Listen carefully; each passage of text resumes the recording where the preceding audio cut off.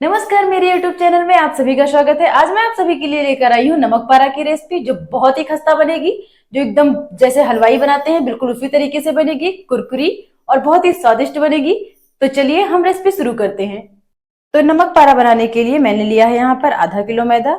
अब हम इसमें लगभग 1.5 से 2 बड़े चम्मच अजवाइन डाल रहे हैं। इसे आपको दोनों हाथों से मसलते हुए बिल्कुल इस तरीके से इसमें डाल देना है। अगर आप अजवाइन कम खाना पसंद करते हैं तो आप कम भी रख सकते हैं, थोड़ा ज्यादा अगर खाना पसंद करते हैं थोड़ा ज्यादा भी ले सकते हैं। तो बिल्कुल इस तरीके से आपको डाल देना है इसमें।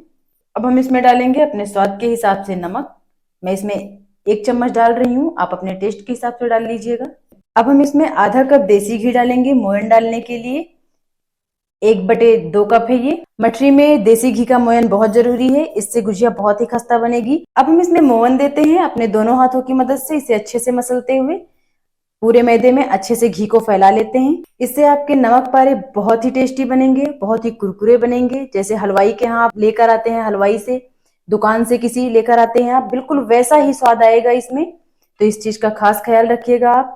अगर आप तेल का मोयन इसमें देंगे तो आपके नमक पारे इतने कुरकुरे नहीं बनेंगे, बिल्कुल सॉफ्ट सॉफ्ट बनेंगे। देसी घी का मोयन देंगे तो आपका नमक पारा बिल्कुल कुरकुरा कुरकुरा बनेगा। यही इसका मुख्य कारण है। जो भी आप बना रहे हैं उसे आप अच्छे से बनाकर खाइए। आप अपने हेल्थ के साथ बिल्कुल खिलवाड़ मत करिए, क्योंकि खाने के साथ हमें अपने हेल्थ का भी ख्याल रखना बहुत जरूरी होता है। तो आप देख सकते हैं मुठ्ठियां हमारी बनने लगी है, तो इसमें मोयन अच्छे से लग चुका है। आपको गुजिया के हिसाब से इसमें थोड़ा ज्यादा मोयन देना होता है, तो आप बिल्कुल इसी तरीके से इसमें मोयन दे लीजिएगा। तो हमारा मोयन इसमें रेडी है, लग चुका है मोयन। तो अब हम इसमें हल्का हल्का पानी डालते हुए इसका एक सॉफ्ट सा डो लगा लेते हैं। पानी आपको इसमें थोड़ा थोड़ा ही डालना है, नहीं तो आपका मैदा गीला हो जाएगा। सॉफ्ट डो लगाने का मतलब ये नहीं है कि आप मैदा को बिल्कुल गीला कर दीजिए। सॉफ्ट डो लगाने का मतलब है कि आप इसे अपने हाथों से मसलते हुए अच्छे से इसका डो सॉफ्ट करिए। डो लगाते हुए मैं आपको दिखा दे रही हूँ कि किस तरीके से हमें अपने डो को सॉफ्ट करना है, और किस तरीके से इसे कितना सॉफ्ट रखना है वो भी मैं आपको दिखा देती हूँ। तो आप देख सकते हैं मैंने अपने सारे मैदे को समेट के इसकी एक लोई तैयार कर ली है। अगर मैं मठरी बनाती तो ये मैदा बिल्कुल तैयार है मठरी बनाने के लिए, क्योंकि मठरी बनाने के लिए बिल्कुल ऐसे ही मैदे की जरूरत पड़ती है हमें। लेकिन मैं तो नमक पारा बनाने जा रही हूँ, तो नमक पारा बनाने के लिए मुझे इसमें अभी हल्का हल्का पानी डाल के और बिल्कुल अपने हाथों को ऐसे ऐसे मुट्ठी बनाकर और इसे ऐसे ऐसे करके इसे गूंथ लेना है। तो ऐसे ही करते हुए आपको इसे गूंथ लेना है, फिर हमें इसे ऐसे पलटना है और इसे फिर से ऐसे ऐसे करते गूंथ लेना है। तो इस चीज का आप खास ख्याल रखिएगा, इससे आपके मैदे का डो बहुत सॉफ्ट बनेगा और मठरियां भी बहुत अच्छी बनेंगी।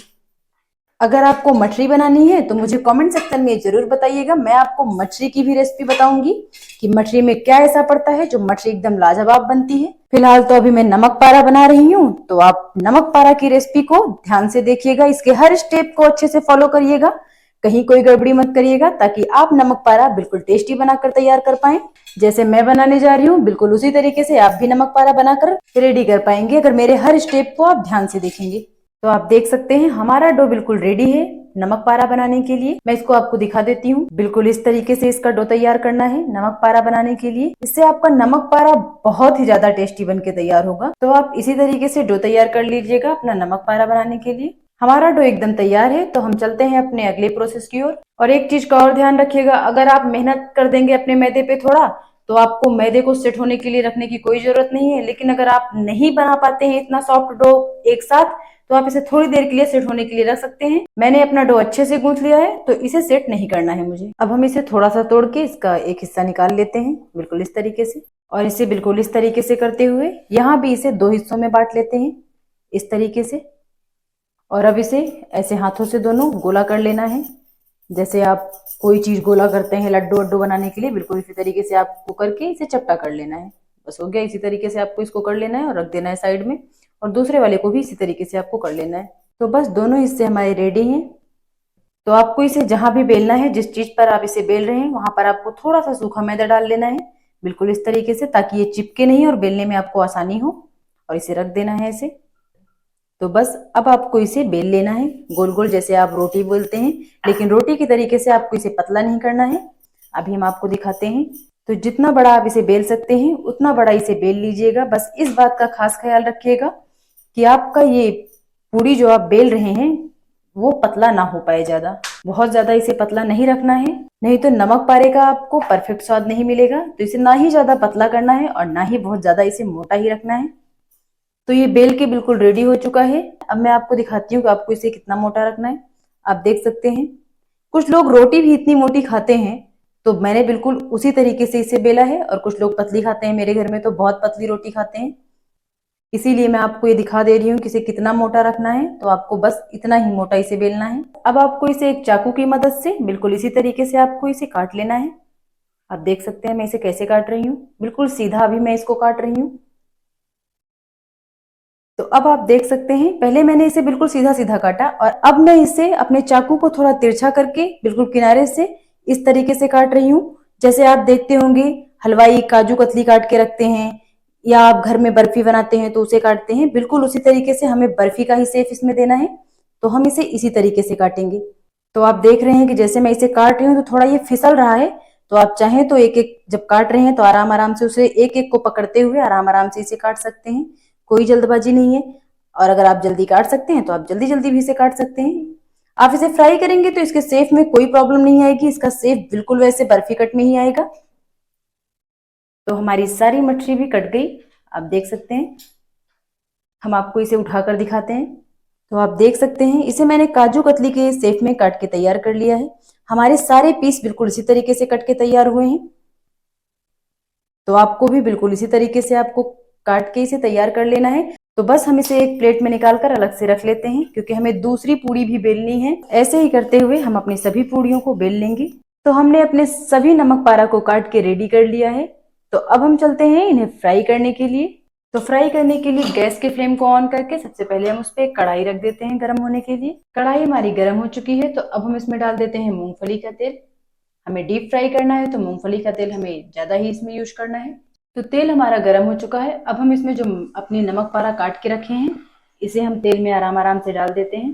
तो आप इसे ऐसे आराम आराम से डाल दीजिए और गैस के फ्लेम को आप धीमा कर दीजिए। अब आपको इसे एक छन्नी की मदद से इसे ऐसे ऐसे कर देना है, जो एक दूसरे में चिपके थे सब अलग हो जाएंगे एक दूसरे से। देख सकते हैं आप, बिल्कुल इसी तरीके से हो जाएगा ये।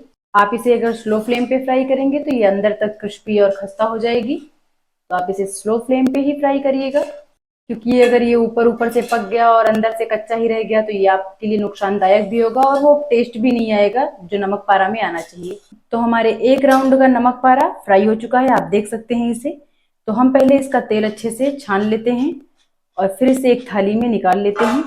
अब ये थाली में आने के बाद जैसे जैसे आपका नमक पारा ठंडा होगा वैसे वैसे इसमें थोड़ा और डार्क कलर आएगा। तो आपको इसी स्टेज में इसे निकाल लेना है, नहीं तो फिर ये जल जाएगा। तो आप देख सकते हैं बहुत ही खूबसूरत कलर आया है नमक पारा में। अब इसी तरीके से हम अपने सभी नमक पारे को फ्राई कर लेंगे। हमारे सभी नमक पारे फ्राई हो चुके हैं। तो बस हमारे नमक पारे बन के तैयार हो चुके हैं। बिल्कुल खस्ता और कुरकुरा नमक पारा बन के तैयार हुआ है। तो इसे आप भी बनाइए और आप इसे बनाकर स्टोर करके भी रख सकते हैं। आप इसे 10-15 दिन तक आराम से खा सकते हैं, आपको बिल्कुल वही परफेक्ट स्वाद आएगा। होली आ रही है तो आप इसे फटाफट बनाइए और मेहमानों के साथ चाय के साथ इसे एंजॉय करिए। मीठी गुजिया के साथ नमकीन भी जरूरी होती है और मैंने 2 अलग तरीके की गुजिया की रेसिपी डाली है, तो आप जाकर उसे भी देख सकते हैं। और हमें फीडबैक में बताइए कि आपको हमारे नमक पारा की रेसिपी कैसे लगी। तो हमारे चैनल को लाइक करिए और हाँ, अगर अभी तक आपने हमारे चैनल को सब्सक्राइब नहीं किया है तो सबसे पहले आप फटाफट हमारे चैनल को सब्सक्राइब करिए और हमारी वीडियो को ज्यादा से ज्यादा शेयर करिए। मिलते हैं हम आपको एक नेक्स्ट रेसिपी के साथ, तब तक के लिए धन्यवाद।